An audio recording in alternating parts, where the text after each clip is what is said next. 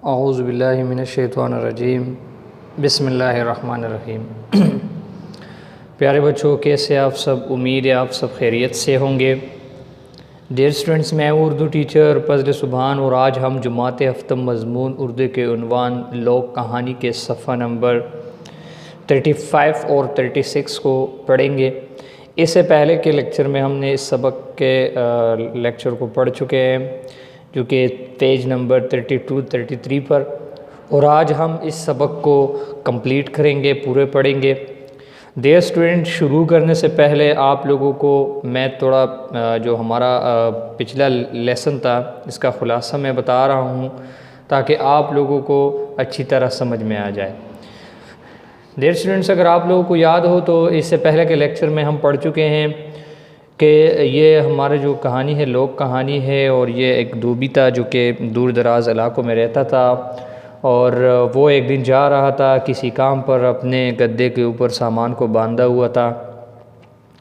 तो अचानक क्या होता है कि वो जाते जाते दो चोरों की इस पर नज़र पड़ी। एक ने दूसरे से कहा कि मैं ज़रा देखो कि मैं इसको कैसे उल्लू बनाता हूँ। तो इसी तरह दोनों जो है वो छलन के साथ इसको धोखा देता है, और क्या करता है कि एक चोर जाके इसके पीछे, इसमें ये मसला होता है इस धोबी में कि वो पीछे नहीं देखता, बस आगे जाता है, सीधा साधा गुमसुम अपने ख्यालों में जाता है।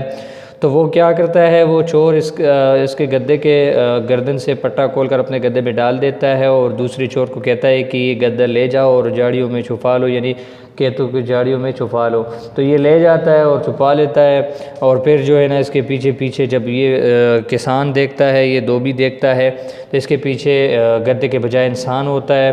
तो वो इससे बातें शुरू करता है। वो बहुत डर जाता है, कहता है कि तू मेरा गद्दा नहीं है, तू तो इंसान बन गया है, ये क्या मामला है। फिर वो जो चोर है वो कहता है कि हाँ तुम्हारी बात ठीक है, दरअसल मैं जो था वो कहता है, ये धोबी कहता है कि भला कैसे मुमकिन हो सकता है कि गद्दा इंसान का रूप धार ले, तो इंसान के रूप में। तो ये जो है धोबी जो है वो बहुत कांपते हुए दबे लहजे में इससे पूछता है। तो ये जो चोर है वो जवाब देता है कि मेरी बात सुनो, मैं सचमुच में आपका गद्दा हूँ। इसी तरह धोबी जो है वो ज़्यादा डर की वजह से बिल्कुल खामोश हो जाता है, इसकी ज़बान से कोई लफ्ज़ अदा नहीं हो रहे थे। आखिरकार क्या होता है कि चोर कहता है कि हाँ मैं दरअसल मैं जो था मैं बहुत कामचोर था, चोरी करता था, तो मेरी माँ ने मुझे बद्दुआ दी है, और आज इन बद्दुआ की वजह से मैं जो था मैं 10 साल के लिए माँ ने ये बद्दुआ दी थी कि तुम आइंदा 10 सालों के लिए गद्दा बन जाओ। तो मैं गद्दा बन गया था, आज मेरी 10 साल पूरी हो गई, मेरी सज़ा ख़त्म हुई, तो आज फिर से मैं इंसान के रूप में आया हूँ। तो फिर धोबी इसको मुबारकबाद देता है और उससे माफ़ी मांगता है कि ये जो मैंने तुम्हारे साथ किया मैंने गलत किया, मुझे पता नहीं था। तो डियर स्टूडेंट्स, ये था हमारा पिछला लेक्चर। उम्मीद है आप लोगों को समझ में आ चुका होगा। डियर स्टूडेंट्स, आज का जो हमारा लेक्चर है हम इसको पढ़ेंगे। पहले मैं रीडिंग को रीड आउट करूँगा, बाद में इसकी वजाहत करूँगा, ठीक है। तो शुरू करते हैं। तुम्हें मारा पेटा और गालियाँ दी, काश मैं तुम्हारे बारे में जानता होता, लेकिन खैर जो होना था वो हो चुका। मैं अपने किए पर शर्मिंदा हूँ, तुम भी पुरानी बातों को भूल जाओ और ये लो। धोबी ने जेब से कुछ रुपए निकाले और उसे दिए। ये रख लो और नई ज़िंदगी का आगाज़ करो। चोर ने धोबी का शुक्रिया अदा किया और खुशी खुशी अपनी राह ली। कुछ दूर वापस चलकर वो झाड़ियों में छुपे अपने साथी के पास पहुंचा जो इसका मुंतज़िर था। पास ही गद्दा खड़ा था। दोनों ने अपनी शानदार कामयाबी पर कहकहे लगाए और मुखालिफ सिमत में चल पड़े। रात होने से पहले पहले वो एक गांव में पहुंचे और अच्छे दामों इस गद्दे को फ़रोख्त करके वहां से किसी और तरफ निकल गए। इत्तेफाक देखे कि कुछ ही दिनों बाद धोबी का भी इसी गांव से गुज़र हुआ। उसे एक गद्दे की अशद ज़रूरत थी, लिहाजा वो गांव के बाज़ार में जा पहुंचा और जानवर देखने लगा। अचानक उसकी नज़र एक गद्दे पर पड़ी जो बिल्कुल इसके गद्दे जैसा था। वो बड़बड़ाया, ये तो वही गद्दा लगता है, लेकिन नहीं, ये वो गद्दा नहीं है, वो तो इंसान बन चुका है। वो इसी शश व पंज में गद्दे के करीब पहुंचा और गैर इरादी तौर पर गद्दे के पेट पर एक महसूस निशान तलाश करने लगा कि अचानक उसे वो निशान नज़र आ गया। उसने सर्द आ भरी और बोला, मेरे खुदाया, ये क्या हुआ? इस कमबख्त को आज़ादी मिले अभी 1 ही हफ़्ता हुआ था कि आज ये फिर उसकी माँ ने उसे टीक बद्दुआ दी थी। उसने फिर चोरी की होगी, इसीलिए ये दोबारा इंसान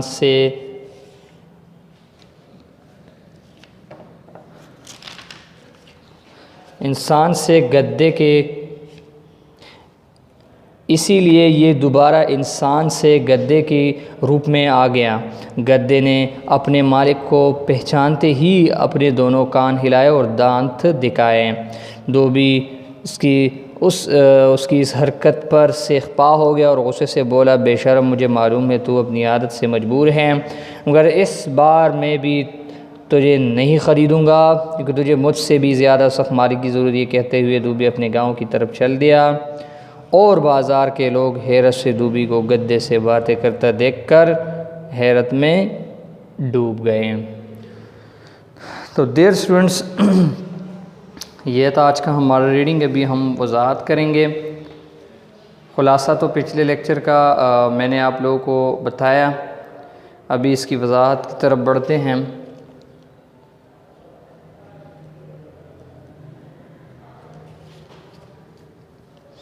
तुम्हें मारा पीटा और गालियाँ दी, काश अफसोस।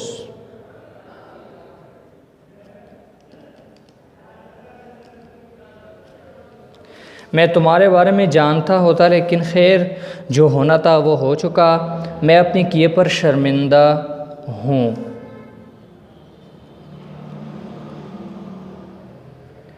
पशेमान हूँ। तुम भी पुरानी बातों को भूल जाओ। धोबी ने उसे कहा कि मुझे तो पता नहीं था, मैंने आपके साथ बहुत ज़्यादतियाँ की हैं, तुम्हें गालियाँ दी हैं, तुम्हें मारा है, तो खैर कोई बात नहीं है, वो तो जो होना था वो तो हो चुका है, अब क्या हो सकता है। मैं तो बहुत शर्मिंदा हूँ कि मैंने तुम्हारे साथ बहुत गलत किया है, लेकिन बस उसको पुरानी बातों को भूल जाओ। और ये लो। धोबी ने जेब से कुछ रुपए निकाले और उसे दिए। खान साहब ने उसको पैसे भी दिए। यह रख लो और नई ज़िंदगी का आगाज़ करो।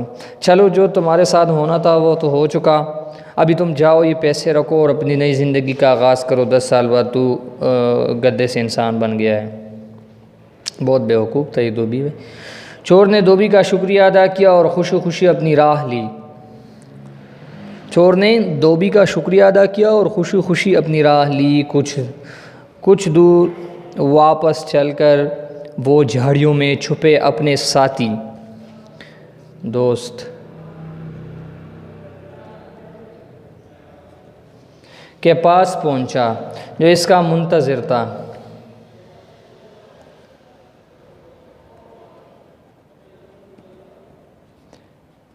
इंतज़ार करने वाला। पास ही गद्दा खड़ा था। दोनों ने अपने शानदार कामयाबी पर कहके लगाए, हंसे, बहुत ज़्यादा हंसा। और मुखालिफ तरफ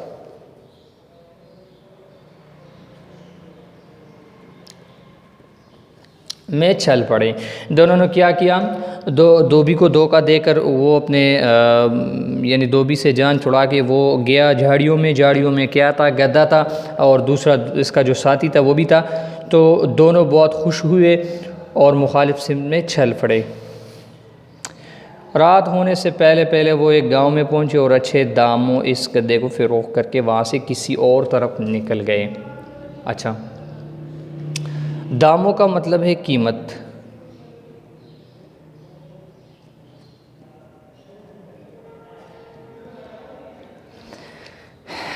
उसने क्या किया कि गद्दे को फ़रोख्त कर दिया पैसे कमाए इस पर।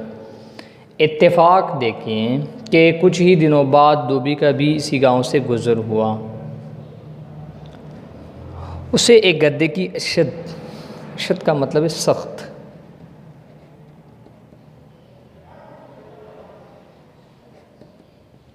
सख्त ज़रूरत थी।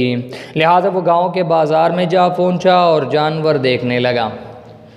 धोबी को क्योंकि गद्दा चाहिए था, लिहाजा क्योंकि गद्दे के उसका जो सारा काम था वो इसी पर करता था, तिजारत करता था, तो वो दूसरे गद्दे लेने के लिए कहाँ गया, बाज़ार में जा पहुंचा ताकि दूसरा गद्दा अपने लिए ख़रीदे। अचानक उसकी नज़र एक गद्दे पर पड़ी जो बिल्कुल उसके गद्दे जैसा था। वो उसकी जो है वो नज़र एक गद्दे पर पड़ी। वो बड़बड़ाया का मतलब है घूरना, ख़ुद से बातें करना। बड़बड़ाना का मतलब है ख़ुद से बातें करना। ख़ुद से कहा, इसमें इंग्लिश में आप लोग इसको मोनोलॉग कहते हैं। ये तो वही गद्दा है। वो सोचने लगा और ख़ुद से बातें करने लगा, ये तो वही गद्दा है, लेकिन नहीं, ये वो गद्दा नहीं है, वो तो इंसान बन चुका है। धोबी ख़ुद से बातें करने लगा, कहा कि ये तो मेरा गद्दा है। फिर बोला नहीं यार, ये मेरा गद्दा नहीं हो सकता, क्योंकि वो तो इंसान बन चुका है, कैसे मेरा गद्दा हो सकता है। लेकिन फिर भी दिल को सुकून न मिला। वो इसी शशुपंज का मतलब है वो इसी सोच में, शशुपन का मतलब है वो इसी सोच में।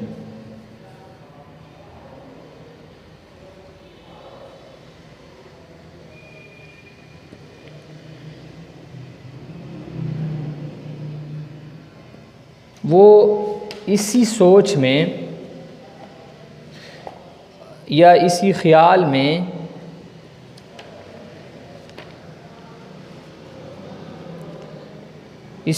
में गद्दे के करीब पहुंचा और गैर इरादी तौर पर गद्दे के पेट पर एक महसूस निशान तलाश करने लगा। उसको एक निशान याद था इसका जो पहला वाला गद्दा था, इस पर एक निशान था। धोबी को वो निशान याद आ गया और जाके इसके पेट पर निशान देखने लगा, तलाश करने लगा कि अचानक उसे वो निशान नज़र आ गया। धोबी ने जब निशान को तलाश किया तो वो निशान उसको नज़र आ गया। Got it? समझ में आ गई बात?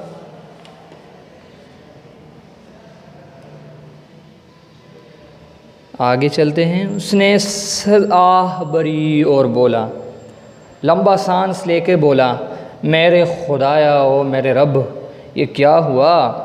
उस कमबख्त को आज़ादी मिले अभी 1 हफ़्ता हुआ था कि आज ये फिर उसकी माँ ने उसे टीक बद्दुआ दी थी।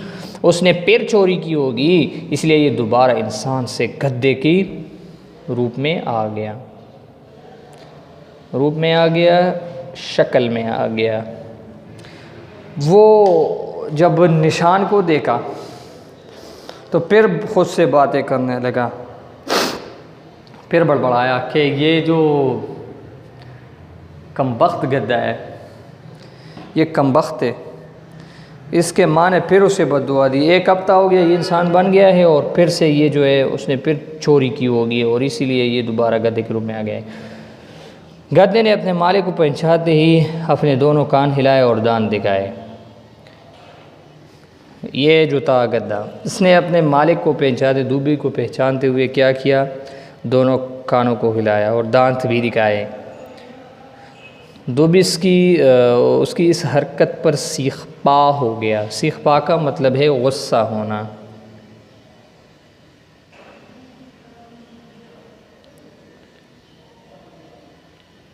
सीखपा होना, गुस्सा होना।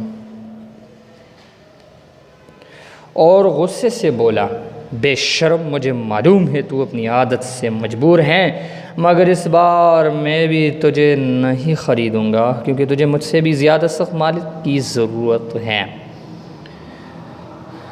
तू वही बेशर्म गद्दा है, वही बेशर्म इंसान है, लेकिन मैं इस दफ़ा धोखा नहीं कहूँगा, मैं तुझे नहीं ख़रीदूँगा। ये कहते हुए धोबी अपने गांव की तरफ चल दिया और गद्दे से बातें करते हुए गद्दे से कहा कि मैं तुझे नहीं ख़रीदूँगा, तू फिर से इंसान बनेगा, मेरे लिए फिर मसला होगा, तू बहुत बेशर्म हो, तेरे अंदर हैरत नहीं है और लगता है कि तेरी माँ ने फिर से तुझे बद्दुआ दी है।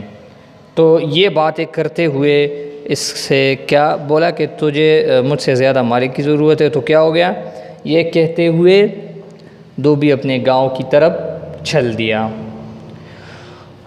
और बाज़ार के लोग हैरत से धोबी को गद्दे से बातें करता देखकर हैरत में डूब गए।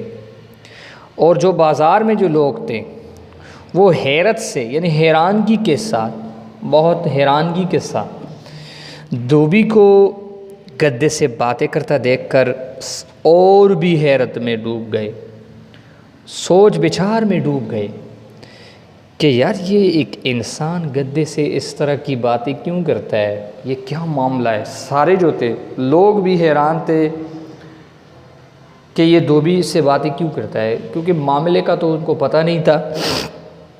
तो ये था जो लोग कहानी, ये यहाँ तक था, ख़त्म हो गया। तो ये लोग सारे जो थे वो हैरान रह गए और धोबी फिर से घर चला गया। तो डियर स्टूडेंट्स, ये जो था इंतहाई अहम सबक था, लेकिन इसमें हमारे लिए ये सबक है कि सोच विचार से काम लेना चाहिए, अक्ल से काम लेना चाहिए। जैसा कि धोबी सीधा साधा इंसान था, लेकिन जब एक इंसान कैसे गद्दा बन सकता है और एक गद्दा कैसे इंसान बन सकता है, ये तो मेंटालिटी जहन भी नहीं मानता। तो इसीलिए डियर स्टूडेंट्स, हर काम के लिए, हर जो भी काम हो या किसी को कुछ, किसी के साथ कुछ लेन देन करना हो, कुछ मामलात तय करना हो, तो देखा करें, सोच विचार से काम किया करें। तो डियर स्टूडेंट, जैसा कि आप सब जानते हैं कि अक्ल इंसान को अल्लाह ने अता की है, इसीलिए ताकि इंसान अच्छे और बुरे में तमीज़ करे, फ़र्क करे। तो डियर स्टूडेंट्स, ये था आज का हमारा लेक्चर। आज के लिए ये लेक्चर काफ़ी हैं। इंशाल्लाह अगर ज़िंदगी रही तो नेक्स्ट लेक्चर में मिलेंगे। लेकिन डियर स्टूडेंट्स, मैं आप लोगों को धोबी और उसका जो गद्दा है वो दिखाता हूँ। डियर स्टूडेंट्स, ये जो है, ये धोबी हैं और ये गद्दा है, ये दोनों, ये धोबी से बातें करता है और ये लोग जो थे ये इसी वजह से हैरान थे। तो ये था आप लोगों के सबक का, ये जो एक सीधा साधा इंसान था और ये जो इसका गद्दा है। तो डियर स्टूडेंट्स, उम्मीद है आप सबको समझ में आ चुका होगा। इंशाल्लाह हम कोशिश करेंगे, हम तकरीबन 8 तक सबक इस सेमेस्टर में पढ़ेंगे, तलहीज़ निगारी तक। इंशाल्लाह तलहीज़ निगारी के बाद हम मुकम्मल ग्रामर शुरू करेंगे, ठीक है, उर्दू। तो सेमेस्टर भी पूरा हो जाएगा और जितने जो लोक कहानी है इसके क्वेश्चन आंसर ये मैं लिख के भेजूँगा। डियर स्टूडेंट्स, जो हमारा नेक्स्ट लेक्चर होगा वो नज़म होगा, जिसका उन्वान नमूद सुबह है। और ये नज़म जो है ये बेनज़ीर शाह ने ये लिखी है। डियर स्टूडेंट्स, आज के लिए हमारा ये लेसन काफ़ी है। इंशाल्लाह अगर ज़िंदगी रही तो नेक्स्ट लेक्चर में मिलेंगे।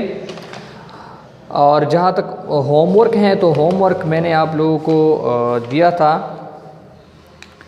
ज़र्फ़ ज़मा, ज़र्फ़ मका, फिर दुनिया की हकीकत के सवाल नंबर 1, 2। तो सवाल नंबर 3, 4 सबक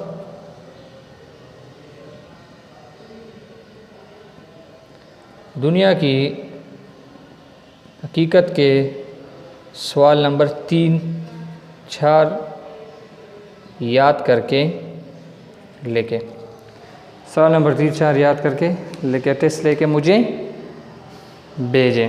तो ये है आप लोगों का होमवर्क और मैं आप लोगों से इजाज़त चाहता हूँ। अल्लाह आप सबको खुश रखे, हम अपनी दुआओं में याद रखें, अपनों का ख्याल रखें, अपनी ज़िंदगी का बहुत ख्याल रखें, क्योंकि ज़िंदगी बहुत कीमती है। थैंक यू सो मच प्यारे बच्चों, हम अपने दुआओं में ज़रूर याद रखें, ज़रूर याद रखें। हम भी कोशिश करेंगे आप लोगों को सबको अपने स्टूडेंट्स को दुआओं में याद रखेंगे।